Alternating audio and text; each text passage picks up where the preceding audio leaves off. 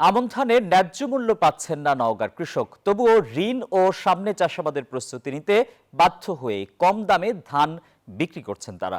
মিলাররা বলছেন মজুদ চাল বিক্রি না হওয়ায় পর্যাপ্ত অর্থ নেই তাদের কাছে, ফলে চাহিদা মাফিক ধান কিনতে পারছেন না তারা।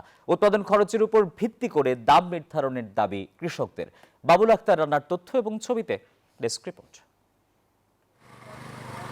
উত্তরের খাদ্য ভাণ্ডার হিসেবে পরিচিত নওগাঁ প্রতি মৌসুমে এ জেলায় উৎপাদিত চাল স্থানীয় চাহিদা পূরণের পর সরবরাহ করা হয় দেশের বিভিন্ন স্থানে।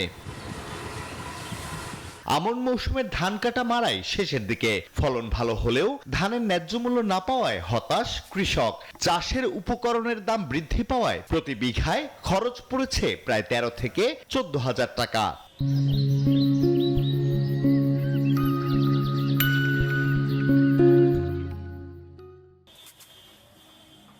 জেলার বিভিন্ন হাটে স্বর্ণা 5 জাতের ধান প্রকারভেদে প্রতিমন বিক্রি হচ্ছে 1150 থেকে 1190 টাকা দরে। বিআর 49 জাতের ধান প্রকারভেদে প্রতিমন বিক্রি হচ্ছে 1240 থেকে 1250 টাকা।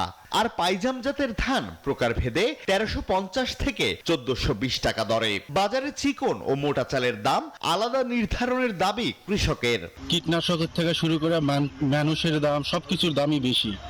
এই জন্য আমরা বিঘা প্রতি যেটা আশা করছিলাম তা হচ্ছে না। বাজারে ধানের দাম খুব কম। আরো 1100 এমন ধান 1100 এমন ধান বেচে লাভ মনে করে বিঘা প্রতি প্রায় 2-3 হাজার টাকা লস করা।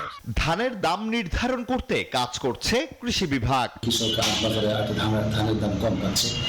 এখন সাপ্লাই বেশি হলে দাম কমই থাকবে, তারপরেও কৃষকরা যেন দাম পায় আমরা সেই ব্যবস্থা করে যাচ্ছি। চলতি আমন মৌসুমে নওগাঁয় 1,93,300 হেক্টর জমিতে আমন ধানের চাষ হয়েছে।